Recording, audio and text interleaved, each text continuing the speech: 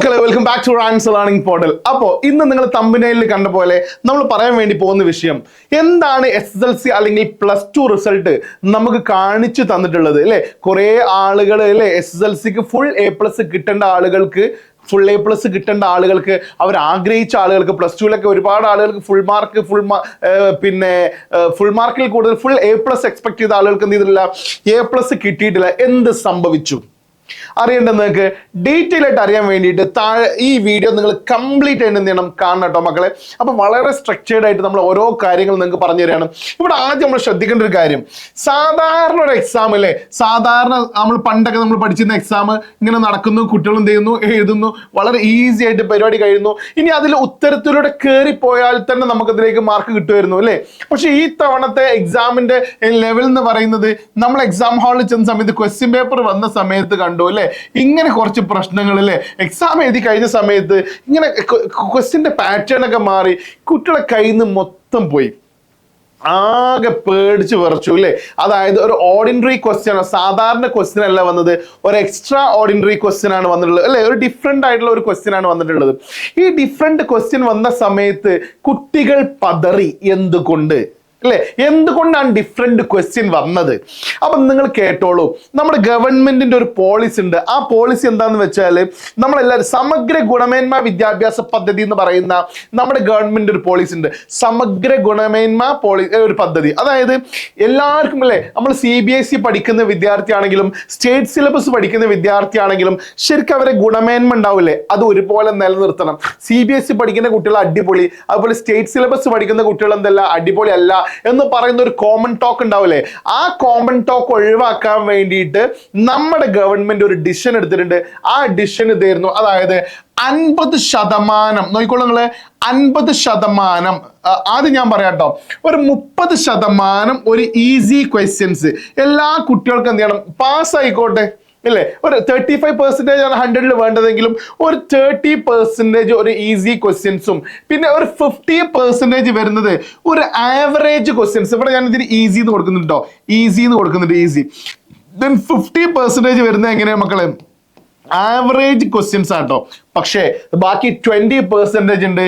This 20% എന്ന് പറയുന്നത് will be very tough. ഇത് ഭയങ്കര ടഫ് ആയിരുന്നു. നന്നായിട്ട് ഐഡിയ ഉള്ള ആളുകൾക്ക് മാത്രമേ എന്ത് ചെയ്യാൻ പറ്റുള്ളൂ, അതിന് ആൻസർ ചെയ്യാൻ പറ്റുന്നുള്ളൂ. അങ്ങനെ ആൻസർ ചെയ്യാൻ പറ്റിയാൽ മാത്രമാണ് നമുക്ക് ഫുൾ മാർക്ക് അല്ലെങ്കിൽ ഫുൾ A+ എന്ന് പറയുന്ന സ്വപ്നത്തിലേക്ക് കയറാൻ പറ്റുള്ളൂ. അതായത് ഇതിൽ ഏറ്റവും കൂടുതൽ ഇത് ബാധിച്ചിട്ടുള്ളത്, നോക്കൂ നിങ്ങളെ, ഏറ്റവും കൂടുതൽ ഇത് ഈ ടഫ് എന്ന് പറയുന്ന ഏരിയ അല്ലേ, ഇതിൽ ഏറ്റവും കൂടുതൽ ബാധിച്ചിട്ടുള്ളത് പ്രത്യേകിച്ച് പറയുകയാണെങ്കിൽ +1 +2 സയൻസ് വിദ്യാർത്ഥികൾക്കാണ് ശരിക്കും എന്ത് ചെയ്തിട്ടുള്ളത്, ഒരുപാട് ബാധിച്ചിട്ടുള്ളത് എന്നുള്ളതാണ്. അപ്പൊ സയൻസ് എടുത്ത വിദ്യാർത്ഥികൾ കെമിസ്ട്രിയിൽ ഒരുപാട് അല്ലെ എക്സ്പെക്ട് ചെയ്ത മാർക്ക് കിട്ടിയിട്ടില്ല. കാര്യം നമ്മുടെ പണ്ടത്തെ ഒരു സിസ്റ്റം എങ്ങനെയായിരുന്നു എന്ന് വെച്ചാൽ, നമ്മൾ സാധാരണ പ്രീവിയസ് ഇയർ ക്വസ്റ്റ്യൻ നോക്കി പോകുന്ന എക്സാം എഴുതുന്നത്, അതിൽ മാത്രമേ വരില്ലുള്ളൂ. ഈ വർഷം ക്വസ്റ്റ്യന്റെ പാറ്റേൺ മാറ്റിയ സമയത്താണ് നമ്മൾ എന്ത് ചെയ്യുന്നത്, ബുദ്ധിമുട്ടിലായത് എന്നുള്ളതാണ്. അപ്പൊ സാർ അടുത്ത വർഷം എങ്ങനെയാ വരിക? അടുത്ത വർഷം ഗവൺമെന്റ് എന്ത് ചെയ്തിട്ടുണ്ട് അറിയോ, നിലവാരം കൂട്ടാൻ വേണ്ടിയിട്ട്, ശ്രദ്ധിച്ച് കേട്ടോ, നിലവാരം കൂട്ടാൻ വേണ്ടിയിട്ട് ഈ ഒരു പോളിസി തന്നെയാണ് ഈ അടുത്ത വർഷം എടുക്കുന്നത്. ഈ 20% എന്ന് പറയുന്നത് will be very tough. Tough എന്ന് പറഞ്ഞാല് അപാര ടഫായിരിക്കും എന്നുള്ളത് തന്നെ നമ്മൾ മനസ്സിലാക്കേണ്ടത്. കാര്യം കഴിഞ്ഞ വർഷത്തെ SSLCന്റെ റിസൾട്ട് നോക്കൂ നിങ്ങൾ. അതിന് SSLCന്റെ റിസൾട്ട് പറഞ്ഞുതരാം കേട്ടോ. SSLCക്ക് കഴിഞ്ഞ വർഷം ഫുൾ A+ ഉണ്ടായിരുന്നു. എത്ര ഉണ്ടായിരുന്നു അറിയോ, 71,837 കുട്ടികൾക്ക് A+ ഉണ്ടായിരുന്നു. 71,837 കുട്ടികൾക്ക് അല്ലെ ഫുൾ A+ ഉണ്ടായിരുന്നു. ഫുൾ A+ കിട്ടിയിട്ടുണ്ടായിരുന്നു. കഴിഞ്ഞ വർഷം ഫുൾ A+ ഉണ്ടായിരുന്നു. പക്ഷേ നിങ്ങൾ മനസ്സിലാക്കണം കേട്ടോ, ഈ വർഷം വന്ന എത്രയാണെന്ന് അറിയോ, -61,449 കുട്ടികൾക്ക് മാത്രമാണ് ഇപ്പൊ A+ കിട്ടിയിട്ടുള്ളൂ എന്ന്.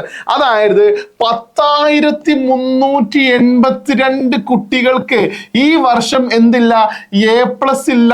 എല്ലാ വിഷയത്തിലും A+ ഇല്ലാത്ത കുട്ടികളായി എക്സാം ടഫാക്കി വെച്ചു എന്നുള്ളത് നമ്മൾ ആദ്യം മനസ്സിലാക്കണം. സാറേ അപ്പൊ ഇനി +2ന്റെ കേസ് എടുക്കുകയാണെങ്കിലോ, ഞാൻ +2ന്റെ കേസും കൂടെ നിങ്ങൾക്കൊന്ന് ഇവിടെ കാണിച്ചു തരാം കേട്ടോ.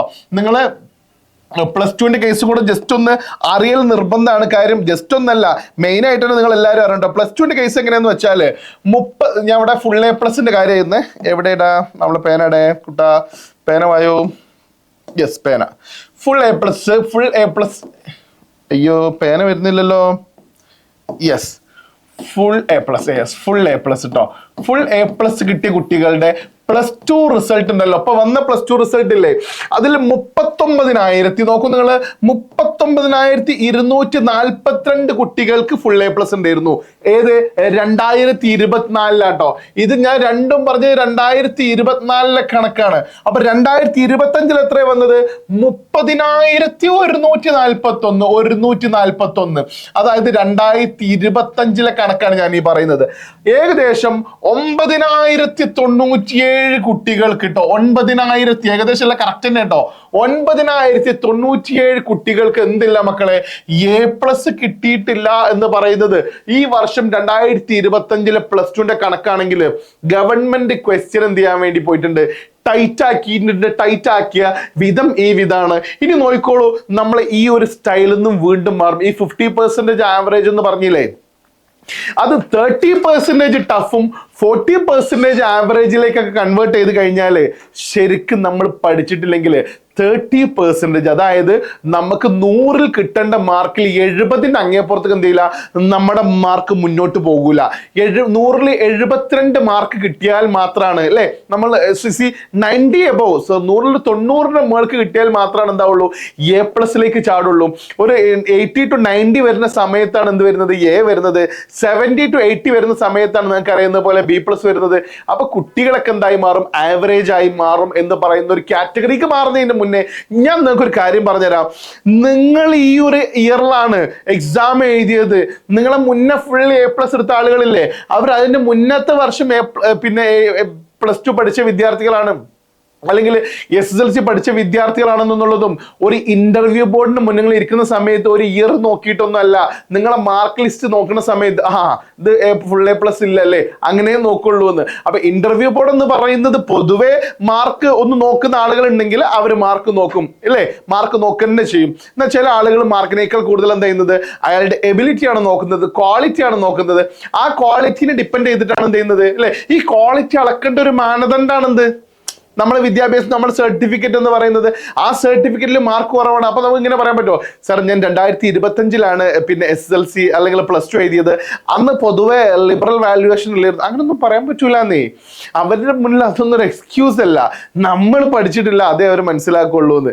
മനസ്സിലാവണം നിങ്ങൾക്ക്. അപ്പൊ ഇനി 2026 എഴുതാൻ വേണ്ടി പോകുന്ന വിദ്യാർത്ഥികളെ ഞാൻ വീണ്ടും പറയുന്നു, ഈ ഒരു പാറ്റേണിലേക്കാൾ കൂടുതൽ ടഫിലേക്ക് നിങ്ങൾ പോയിക്കൊണ്ടിരിക്കുന്ന സമയത്ത് നിങ്ങൾ എന്താ മനസ്സിലാക്കേണ്ടത്, നമ്മൾ പഠനത്തിന്റെ സ്റ്റൈൽ മാറ്റണം അല്ലേ. പ്രത്യേകിച്ച് സയൻസ് വിദ്യാർത്ഥികളൊക്കെ, സയൻസ് വിദ്യാർത്ഥികൾ ഒരു ഓപ്ഷൻ ഉണ്ട്, എന്തെന്നറിയോ, എൻട്രൻസ് ഫോക്കസ് ചെയ്ത് പഠിക്കുക എന്ന് പറയുന്ന ഒരു സിസ്റ്റം ഉണ്ട്. എൻട്രൻസ് ഫോക്കസ് ചെയ്ത് അവർ പഠിക്കണം. അപ്പൊ എൻട്രൻസിന് എന്താണ് സാറെ പ്രത്യേകത, എൻട്രൻസ് സ്റ്റഡിന്റെ ഒരു സ്പെഷ്യാലിറ്റി എന്താണ്, അതിനൊരു സ്പെഷ്യാലിറ്റി ഉണ്ട്. അതായത് എൻട്രൻസ് നമ്മളിപ്പോ ഒരു ടോപ്പിക് നമുക്ക് എടുത്തു തന്നാൽ ആ ടോപ്പിക് ക്ലാസ് സ്കൂളിൽ സാധാരണ ഈ ടോപ്പിക് നമ്മൾ എടുത്തു തന്നു കഴിയും. പക്ഷെ എൻട്രൻസിന് പഠിക്കുന്ന സമയത്ത് ഈ ഒരു ടോപ്പിക്കിനെ ബേസ് ചെയ്തുകൊണ്ട് ഇതിനെക്കുറിച്ച് സ്കൂളിൽ ഒരു 2 ചോദ്യം തരും. സാധാരണ വരുന്ന ചോദ്യം ആ 2 ചോദ്യത്തിലെ ടൈപ്പിലേ വരലുള്ളൂ. അപ്പൊ ഏതെങ്കിലും ഒന്ന് വരും, ഓക്കെ ഫൈൻ, അപ്പൊ നമുക്ക് ഉത്തരം കിട്ടും. പക്ഷെ എൻട്രൻസിന് എന്താണെന്ന് അറിയോ, ഈ ചോദ്യത്തിന്റെ ഡിഫറെന്റ് ക്വസ്റ്റ്യൻസ് ഏത് ലെവലിലും ചോദിക്കാൻ പറ്റും. ആ ഏത് ലെവലിലുള്ള ചോദ്യത്തിനും കുട്ടിക്ക് ആൻസർ ചെയ്താൻ പറ്റിയാലേ ആ കുട്ടിക്ക് എന്ത് ചെയ്യാൻ പറ്റും, അതും 1 മിനിറ്റിന്റെ ഉള്ളിൽ ആൻസർ ചെയ്താൻ പറ്റിയാലാണ് ശരിക്കും ആ കുട്ടിന്റെ ഉത്തരം കറക്റ്റ് ആണെങ്കിൽ മാത്രമാണ് എൻട്രൻസിൽ മാർക്ക് കിട്ടുക എന്നുള്ളതാണ്. അപ്പൊ എൻട്രൻസിന് പഠിക്കുന്ന കുട്ടികൾ എന്ത് ചെയ്യുന്ന അറിയോ, ഒരുപാട് ശരങ്ങൾ ഏറ്റുവാങ്ങുന്ന പോലെ ഒരു ടോപ്പിക്കിൽ നിന്ന് ഡിഫറെന്റ് ക്വസ്റ്റ്യൻ ചെയ്യുന്ന സമയത്ത് അവർക്ക് ആ ടോപ്പിക് എന്തായി മാറും, ഈസി ആയി മാറും. പിന്നെ അതിൽ നിന്ന് എങ്ങനെ ചോദിച്ചാലും അവർക്ക് എന്തുണ്ടാവില്ല, ഒരു ബുദ്ധിമുട്ടുണ്ടാവില്ല എന്നുള്ളതാണ് നമ്മൾ മനസ്സിലാക്കേണ്ടത്. അപ്പൊ നമ്മൾ പഠിക്കേണ്ട സ്റ്റൈൽ എന്ത് ചെയ്യണം എന്നറിയോ, മാറ്റണം. കാര്യം ഈ വർഷം കഴിഞ്ഞ വർഷത്തെ +1 വിദ്യാർത്ഥികൾ ഞെട്ടിപ്പോയ ഒരു ക്വസ്റ്റ്യൻ എന്താന്ന് വെച്ചാൽ, നമ്മൾ ഒരു ചാപ്റ്റർ, ഇപ്പോൾ കെമിസ്ട്രിന്റെ ഒരു ചാപ്റ്റർ, ഫിസിക്സിന്റെ ഒരു ചാപ്റ്റർ ഉണ്ടായിരുന്നു. ആ ഫിസിക്സ് അല്ല chemistry, I think so chemistry തന്നെ കേട്ടോ.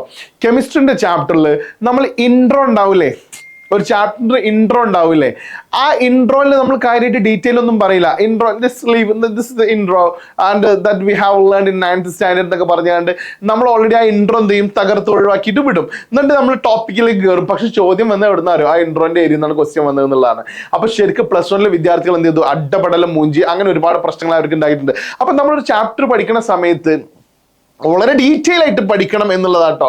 അപ്പൊ വീണ്ടും മനസ്സിലായിക്കോളും, നിങ്ങൾ 30% നിങ്ങൾക്ക് ഈസി വന്നാലും 50% ആവറേജ് വന്നാലും ഈ 20% എന്ന് പറയുന്നത് ലോജിക്കലാണ് എന്ന്. വീണ്ടും പറയുന്നു, എങ്ങനെങ്കിലും ആൻസറിലൂടെ കയറിപ്പോയി മാർക്ക് കിട്ടൂല. എക്സാക്ട് ആൻസർ ഉണ്ടെങ്കിൽ മാത്രമേ എന്ത് ചെയ്യുള്ളൂ മാർക്ക് തരുള്ളൂ എന്നുള്ളതാണ്. ഞാൻ പഠിക്കുന്നതിന്റെ തൊട്ട് മുന്നേ ഉണ്ടായിരുന്ന വർഷമായിരുന്നു ഒരു 210 മാർക്ക് കിട്ടിയാൽ എല്ലാവരും പാസ്സാവുന്ന ഒരു സിസ്റ്റം. പക്ഷെ ആ 210 മാർക്ക് കിട്ടിയാൽ വളരെ പ്രയാസമായിരുന്നു. അന്ന് 210 മാർക്ക് കിട്ടിയ ആളുകളുടെ ക്വാളിറ്റി ദാറ്റ് വാസ് അമേസിങ്, അപാരമായിരുന്നു എന്നുള്ളതാണ്. ഇന്നിപ്പോൾ 210 അല്ല, ഞാനൊക്കെ പഠിച്ചത് നിങ്ങളെ പോലെ തന്നെ പിന്നെ ഗ്രേഡിംഗ് സിസ്റ്റത്തിലാണ് ഞാനും പഠിച്ചത്. പക്ഷേ ഞങ്ങളുടെ കാലത്ത് ഈ ഇല്ലേ വാരി വലിച്ചു കൊടുക്കുന്ന A+ ഒന്നും ഇല്ലായിരുന്നു. ഞങ്ങളുടെ സ്കൂളിൽ തന്നെ ഫുൾ A+ ഉള്ള കുട്ടികൾ ആ കാലത്ത് ഇല്ലായിരുന്നു എന്നുള്ളതാണ്. പിന്നീട് എന്തായി ഫുൾ A+ ഇപ്പൊ ആ സ്കൂളിലൊക്കെ ചാകരയാണ് ഫുൾ A+ എന്ന് പറയുന്നത്. കുട്ടികളുടെ നിലവാരം കൂടി എന്നതിന് അങ്ങേപ്പുറത്തേക്ക് വാല്യുവേഷൻ ലിബറൽ ആക്കി എന്നുള്ളതും, കുട്ടികളിപ്പോ മാർക്ക് കൂടിയിട്ടുണ്ടെങ്കിലും ക്വാളിറ്റിക്ക് എന്തുണ്ട് വളരെ കുറവ് കുട്ടികളിൽ കാണപ്പെടുന്നുണ്ട്. നിങ്ങൾക്ക് തന്നെ അറിയില്ലേ, ഇപ്പൊ ഷഹബാസിനെ കൊന്ന കുട്ടികൾ അല്ലേ, ഷഹബാസിനെ കൊന്ന കുട്ടികൾ റിസൾട്ട് വന്ന് ഫുൾ A+ ഉള്ള രണ്ട് പേരുണ്ടായില്ലേ, എന്തേ അവർക്ക് ഫുൾ A+ ഉണ്ടല്ലോ, അപ്പൊ അവർ ഉഷാറ്. എന്താ നമ്മൾ കൊടുക്കാത്ത മൂല്യങ്ങൾ അവർക്ക് എന്ത് ചെയ്തിട്ടില്ല, എത്തിയിട്ടില്ല എന്നുള്ളതാണ്. വിദ്യാഭ്യാസം ശരിക്കും ഒരു മൂല്യത്തിനാണ്. ആ മൂല്യമുള്ള അല്ലെ, ആ മൂല്യം ശരിക്ക് ടെക്സ്റ്റ് ബുക്കിന്റെ ഉള്ളെന്ന് നമ്മൾ ടെക്സ്റ്റുവൽ ആയിട്ടുള്ള ക്വസ്റ്റ്യൻ ആൻസർ മാത്രം ചെയ്ത് പഠിച്ചാൽ പോരാ. ലോജിക്കൽ തിങ്കിങ് എന്ന് പറയുന്ന ഒരു സാധനം ഉണ്ട്. ഞാൻ ഈ ചെയ്യുന്നത് ശരിയാണോ, ഞാൻ ഈ ചെയ്യുന്നത് തെറ്റാണോ എന്നുള്ള ആ ഒരു അന്തസത്ത ഉണ്ടാവൂലേ, അത് അതിൻ്റെ ഉള്ളിൽ നിന്ന് നമുക്ക് കിട്ടുന്ന സമയത്താണ് നമ്മളെ പഠനം യഥാർത്ഥത്തിൽ എന്ത് ചെയ്യുന്നത് പൂർണ്ണമാകുന്നത്. ഇനി നോക്കിക്കോളൂ, ഈ 20% എന്ന് പറയുന്നത് ക്വസ്റ്റ്യൻ ടഫ് ആണെങ്കിലും ഇനി വരാൻ വേണ്ടി പോകുന്ന കുറച്ചുകൂടെ ലോജിക് ആയിട്ട് എഴുതാൻ പറ്റുന്ന ലോജിക്കൽ തിങ്കിങ് കൂടെ കൂട്ടിയിട്ട് ആ കുട്ടിക്ക് ഒരു ചാപ്റ്ററിനുള്ളിൽ നിന്ന് എന്ത് മൊത്തത്തിൽ കിട്ടി എന്നുള്ളതും കൂടെ അറിഞ്ഞുകൊണ്ടായിരിക്കണം ആ ഒരു ക്വസ്റ്റ്യൻ ഒക്കെ വരാൻ വേണ്ടി പോകുന്നത്. അല്ലാണ്ട് ചുമ്മാ ഒരു പാരഗ്രാഫ് എന്ന് പറയാൻ ആൻസർ ചെയ്തടാ അതിൻ്റെ ഉള്ളിൽ നിന്ന് ഉത്തരം കണ്ടെത്തണം, ആ സിസ്റ്റം ഒന്നും ഇല്ല. പറഞ്ഞ മനസ്സിലാണ്ടോ? ആ സിസ്റ്റം ഒക്കെ മാറിയിട്ടുണ്ട്. അപ്പൊ എല്ലാരോടും പറയാനുള്ളത്, ഇത്രയും കുട്ടികൾക്ക് അല്ലെ, നോക്കൂ നിങ്ങൾ 10ാം ക്ലാസ്സിൽ 10,000 കുട്ടികളും +2 9,000 കുട്ടികളുടെയും A+ പോയിട്ടുണ്ടെങ്കിൽ വരാനിരിക്കുന്ന +1 പരീക്ഷന്റെ റിസൾട്ട് ഉണ്ട്. ആ റിസൾട്ട് വരുന്ന സമയത്ത് +1 മുഴുവൻ കുട്ടികളും മനസ്സിലാക്കും ഞങ്ങളും പെട്ടിട്ടുണ്ട് എന്ന്. അവർക്ക് എന്നാ ഓപ്ഷൻ ഉണ്ട്, +2 കയറ്റി പിടിക്കാവേ അല്ലേ. പക്ഷേ നിങ്ങൾ മനസ്സിലാക്കണേ, SSLC കുട്ടികൾ നിങ്ങൾക്ക് അങ്ങനത്തെ ഒരു ഓപ്ഷൻ ഒന്നും ഇല്ല കേട്ടോ. നിങ്ങൾക്ക് വേറെ +2 കയറ്റി പിടിക്കാനോ SSLCക്ക് പിടിച്ചേ പറ്റും. അപ്പൊ റാൻസ് ലേണിംഗ് പോർട്ടൽ എന്താണ് ഇതിന് ഒരു പരിഹാരമായിട്ട് കണ്ടിട്ടുള്ളത് എന്നുള്ളൊരു ചോദ്യം നിങ്ങൾക്ക് ഉണ്ടെങ്കിൽ കേട്ടോളൂ. റാൻസ് ലേണിംഗ് പോർട്ടൽ നിങ്ങളുടെ കൂടെ അസിസ്റ്റ് ആയിട്ട് നല്ല സ്റ്റഡി പ്ലാൻ ഒക്കെ തന്നുകൊണ്ട് കൃത്യമായിട്ടുള്ള ഒരു പഠന രീതി ഞങ്ങൾ എന്ത് ചെയ്യുന്നുണ്ട്, നിങ്ങൾക്ക് നൽകുന്നുണ്ട്. കൂടാണ്ട് റാൻസ് ലേണിംഗ് പോർട്ടലിന്റെ റാൻസ് +2 എന്ന് പറയുന്ന നോക്കിക്കോളൂ കേട്ടോ, ഞാൻ ഇവിടെ കാണിക്കേ. പിന്നെ യെസ് ഞാൻ ഇവിടെ ഇരുന്നുണ്ടേ. ഓക്കെ, റാൻസ് ലേണിംഗ് പോർട്ടലില് ഞാൻ പറയുന്നു റാൻസ് +2 എന്ന് പറയുന്ന ഒരു +2 സയൻസ് കേട്ടോ, സയൻസിന്റെ കുട്ടികൾക്ക് +2 കേട്ടോ. ഓക്കെ ഫൈൻ, +2 സയൻസ് വിദ്യാർത്ഥികൾക്ക് നമ്മൾ എന്ത് ചെയ്യുന്നുണ്ട് അറിയോ മക്കളെ, സയൻസ് അല്ലേ, യെസ്, സയൻസ് വിദ്യാർത്ഥികൾക്ക് നമ്മൾ ഒരു കോഴ്സ് കൊടുക്കുന്നുണ്ട്. അതിപ്പോ നിലവിലുള്ളത് നോക്കൂ നിങ്ങൾ, 5,999 രൂപയുടെ കോഴ്സ് ഇപ്പൊ കൊടുക്കുന്നത് 2,999 രൂപക്കാണ് ഇപ്പൊ നിലവിൽ കൊടുക്കുന്നത്. 6,000ന്റെ നേരെ പകുതി റേറ്റിനാണ് നമ്മൾ എന്ത് ചെയ്യുന്നത്, അത് കൊടുക്കുന്നത് എന്നുള്ളത് നിങ്ങൾ മനസ്സിലാക്കണേ. പിന്നെ അതുപോലെ SSLC വിദ്യാർത്ഥികൾക്ക് 4,999 രൂപക്ക് കൊടുക്കുന്ന SSLC വിദ്യാർത്ഥികൾ റാൻസിന്റെ SSLC ബാച്ച് എന്ന് പറയുന്ന പിന്നെ SSLC ബാച്ച് ഇല്ലേ മക്കളെ, അതിപ്പോ വെറും 1,999 രൂപക്ക് എന്താണ് നിങ്ങൾക്ക് അവൈലബിൾ ആണ്. നിങ്ങൾ ഈ കോഴ്സിൽ ജോയിൻ ചെയ്യുന്നതും കോഴ്സിൽ ജോയിൻ ചെയ്യാണ്ടിരുന്നാലുള്ള ഡിസഡ്വാൻറ്റേജ് എന്താന്ന് വെച്ചാൽ, നമ്മൾ ലൈവ് ക്ലാസ്സിലൊക്കെ ഒബ്വിയസ്ലി ഉണ്ടാവും, യൂട്യൂബ് ലൈവ് ഒക്കെ ഉണ്ടാവും. ചില ആൾക്ക് പർച്ചേസ് ചെയ്യാൻ ബുദ്ധിമുട്ടുള്ള, ജോയിൻ ചെയ്യാൻ ബുദ്ധിമുട്ടുള്ള ആളുകളുണ്ടാവും. അപ്പൊ അവർക്ക് വേണ്ടി നമ്മൾ എന്ത് ചെയ്യും, യൂട്യൂബ് ലൈവ് ഉണ്ടാവും. എന്താണ് സാർ യൂട്യൂബ് ലൈവും ആപ്പും തമ്മിലുള്ള വ്യത്യാസം? യൂട്യൂബ് ലൈവിൽ നമ്മളൊരു ക്ലാസ് എടുക്കുന്ന സമയത്ത് തുടക്കം മുതൽ ഒടുക്കം വരെ 1 മണിക്കൂർ നമ്മൾ കണ്ടിന്യൂസ് ആയിട്ട് ക്ലാസ് എടുക്കും. അതിൽ ഒരുപാട് കോണ്ടന്റ് പറഞ്ഞു പോകും അല്ലേ. അപ്പൊ ഈ കണ്ടിന്യൂസ് ആയിട്ട് വാച്ചിങ് ടൈം എന്നൊക്കെ പറയുന്നത് നിങ്ങൾക്ക് ഒരുപാട് പ്രയാസമുള്ള ആളുകൾ ഉണ്ടാവും. അപ്പൊ പിന്നെ ഒരു സംഗതിനെ ഒരു കുട്ടിക്ക് ചിലപ്പോൾ മനസ്സിലാവല് അത്രയും ലെങ്തി ക്ലാസ് എടുത്ത് അണ്ടർസ്റ്റാൻഡ് ആവില്ല അല്ലെ. അങ്ങനെ ആവാത്ത ആളുകൾക്ക് ഷോർട്ട് വീഡിയോസ് ആണ് വേണ്ടത് അല്ലെ. ഭയങ്കര ഈസി, പഠിക്കാനൊക്കെ ഷോർട്ട് വീഡിയോസ് ആണ്. അപ്പൊ അതുപോലെ നമ്മൾ ആപ്പിലെല്ലാം ഷോർട്ട് വീഡിയോസ് ആയിട്ട് മിനി വീഡിയോസ് ആയിട്ട് അടിപൊളിയായിട്ട് വെച്ചിട്ടുണ്ട്. അതുകൊണ്ട് തന്നെ നിങ്ങൾക്ക് ഒരു കാരണവശാലും എന്ത് ചെയ്യില്ല, ഒരു ബുദ്ധിമുട്ടോ കാര്യങ്ങളോ ഉണ്ടാവില്ല. ഏത് സമയത്ത് എടുത്തുകൊണ്ട് എന്ത് ചെയ്യാൻ പറ്റും, തുറന്നു നോക്കിയിട്ട് ഒരു 20 മിനിറ്റ് ഓക്കെ ഫൈൻ, അല്ലെങ്കിൽ ഒരു 10 മിനിറ്റ് വീഡിയോ, അല്ലെങ്കിൽ ഒരു 3 മിനിറ്റ് വീഡിയോ, ഇങ്ങനെ 3 മിനിറ്റിന്റെ ഷോർട്ട് വീഡിയോസ് ആയിട്ടാണ് നമ്മൾ ആപ്പിൽ എന്ത് ചെയ്തിട്ടുള്ളത്, ഓരോ ടോപ്പിക് കൊടുത്തുള്ളത്. പഠിക്കാൻ എന്താണെന്ന് അറിയോ, it will be very easy എന്നുള്ള കേട്ടോ. ഞാനൊരു ഉദാഹരണം കാണിച്ചു തരാം. ഇപ്പൊ ഒരു ഉദാഹരണത്തിന് ഞാൻ പറയാം കേട്ടോ. ഒരു +2 സയൻസിലുള്ള ഇക്വിലിബ്രിയം എന്ന് പറയുന്ന ഒരു ചാപ്റ്റർ എടുത്തു. ഇക്വിലിബ്രിയം എന്ന് പറയുന്ന ഒരു ചാപ്റ്റർ എടുത്തിട്ടോ. ഇക്വിലിബ്രിയം എന്ന് പറയുന്നത് ഇത് +2 ആണെങ്കിലും +1 ആണെങ്കിലും ഉണ്ട് കേട്ടോ മക്കളെ. +2 ആണെങ്കിലും +1 ആണെങ്കിലും ഉണ്ടായി മറക്കരുത്. ഇക്വിലിബ്രിയം എന്ന് പറയുന്ന ഒരു ചാപ്റ്റർ എടുത്താൽ നമ്മൾ അതിന് 3 സെഷൻസ് ആയിട്ടാണ് എന്ത് ചെയ്യുന്നത്, ഡിവൈഡ് ചെയ്യുന്നത്. 3 സെഷൻസ് ആയിട്ട് ഡിവൈഡ് ചെയ്യും. ആ സെഷൻ 1-ൽ തന്നെ നമ്മൾ difference between KP and KC യിലെ ദെൻ വാട്ട് ഈസ് ഇക്വിലിബ്രിയം എന്നൊക്കെ പറഞ്ഞുകൊണ്ട് അതിൽ ഒരു 4 സബ് ടോപ്പിക്സ് ഉണ്ടാവും. അതുപോലെ സെഷൻ B എന്ന് പറയുന്ന ഇതിൽ എന്തുണ്ടാവും മക്കളെ, ഒരു 4 സബ് ടോപ്പിക് ഉണ്ടാവും. സെഷൻ 3-ൽ എന്തുണ്ടാവും, 4 sub topics. 4 3 depends upon the chapter ആണ് വരിക കേട്ടോ. അപ്പൊ ഒരു കുട്ടിക്ക് അതിലുള്ള ഒരു പ്രോബ്ലം മാത്രം അറിഞ്ഞാൽ മതി, എങ്കിൽ ആ പ്രോബ്ലം മാത്രം ഞെക്കിയാൽ മതി, അത് മാത്രം കാണാം. മാക്സിമം 10-12 മിനിറ്റ് അതിന്റെ അങ്ങേപ്പുറത്ത് നമ്മളൊരു വീഡിയോ പോലും പോകുന്നില്ല എന്നുള്ളതാണ്. പിന്നെ എന്താ സാർ അത്രയും ലെങ്ത് ഒക്കെ നമ്മളെ സ്കൂളിലൊക്കെ വളരെ ലെങ്തി ആയിട്ടാണല്ലോ ചില ടോപ്പിക്കൊക്കെ ഡിസ്കസ് ചെയ്യല്. ഇത് 12 മിനിറ്റ് ഉള്ളൂ, അത്രേ ഉണ്ടാവുള്ളൂ. അതിന് കാരണം എന്താണെന്ന് വെച്ചാൽ നമ്മൾ ഫുൾ ട്രിക്കി ക്ലാസ്സുകളാണ്, അടിപൊളി ട്രിക്കുകൾ ഉപയോഗിച്ചുകൊണ്ടാണ്. ഇപ്പൊ ഞങ്ങളെ പിന്നെ ഒരു സാറുണ്ട്, ആ സാറൊക്കെ ക്ലാസ് എടുക്കുന്ന സമയത്ത് ഞാൻ സാറിന് നിങ്ങൾക്ക് സർപ്രൈസ് ആയിട്ട് ആപ്പിലൂടെ അറിയാൻ പറ്റൂട്ടോ. സാറ് ക്ലാസ്സിലൂടെ പാട്ട് പാടിയിട്ട ക്ലാസ് എടുക്കുക. ആ പാട്ടിലൂടെ നൈസായിട്ട് നിങ്ങൾ ഉള്ളിൽ എന്ത് ചെയ്യും, ആ ഒരു സംഗതി കയറും, ആ ഒരു കോണ്ടന്റ് കയറും എന്നുള്ളതാണ്. ആ ഏരിയയിൽ നിന്ന് ക്വസ്റ്റ്യൻ വന്നാൽ തന്നെ ആ പാട്ട് നിങ്ങളെ തലയിൽ വരും എന്നുള്ളതാണ്. ഞങ്ങൾക്ക് വേറൊരു സാറിന് മാത്സ് എടുക്കുന്ന സാറ്, മാത്സിന്റെ സാറിന്റെ പ്രസന്റേഷനെ കുറിച്ച് പറയുകയാണെങ്കിൽ ഒന്നും പറയാനില്ല. അങ്ങനെയൊക്കെ പറഞ്ഞാൽ മൂപ്പര് ക്ലാസ് ഈ π/3 എന്നൊക്കെ പറയില്ലേ, ഇതെന്താ നമുക്ക് തന്നെ മനസ്സിലാവില്ല. എനിക്ക് മനസ്സിലാവില്ലായിരുന്നു, പക്ഷെ പഠിക്കുന്ന കുട്ടികൾക്ക് മനസ്സിലാവും. ഇങ്ങനെ π/3 എന്നൊക്കെ പറഞ്ഞാൽ വേറെ ലെവലില് മൂഡിലൊക്കെ വേറെ ലെവലാണ് മൂപ്പരെ ക്ലാസ് ഒക്കെ എന്ന് പറയുന്നത് കേട്ടോ. അപ്പൊ അത് ആപ്പിൽ മാത്രമുള്ള കുറച്ച് കിഡിലൻ ഫാക്കൽറ്റീസ് ഉണ്ട്. കാര്യം അവരുടെ ഫേസ് നമുക്ക് എന്ത് ചെയ്യാൻ പറ്റുന്നില്ല, ഔട്ട് ചെയ്യാൻ പറ്റാത്ത കിഡിലൻ ഫാക്കൽറ്റീസ് നമ്മുടെ ആപ്പിലുണ്ട്. അപ്പൊ മറക്കണ്ട, ആപ്പ് പർച്ചേസ് ചെയ്യുക, നമ്മുടെ കൂടെ ജോയിൻ ചെയ്യുക. ലൈവ് ക്ലാസ്സുകളും നിങ്ങളുടെ ഡൗട്ട് ക്ലിയറൻസും എല്ലാം അതിലുണ്ട്. ഷോർട്ട് നോട്ട്സ് ഒക്കെ പക്ക അവൈലബിൾ ആണ്. അപ്പോൾ മക്കളെ നമ്മൾ കരുതിയിരിക്കുക, നമ്മൾ പഠിക്കേണ്ട രീതിയും സ്ട്രാറ്റജി ഒക്കെ മാറ്റണം. നമ്മൾ ഇങ്ങനെ ഈ ഷോർട്ട് വീഡിയോ ഒക്കെ വെച്ചിട്ടുള്ളത് ഓരോ ചാപ്റ്ററിനും കീറി മുറിച്ച് വെച്ചിട്ടുള്ളത്.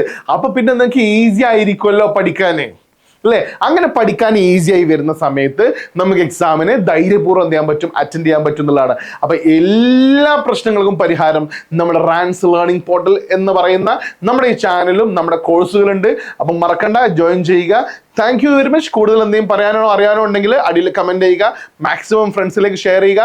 നമ്മൾ ഈ ചാനൽ സബ്സ്ക്രൈബ് ചെയ്യാത്തവരാണെങ്കിൽ സബ്സ്ക്രൈബ് ചെയ്യുക. Thank you, bye bye, see you there.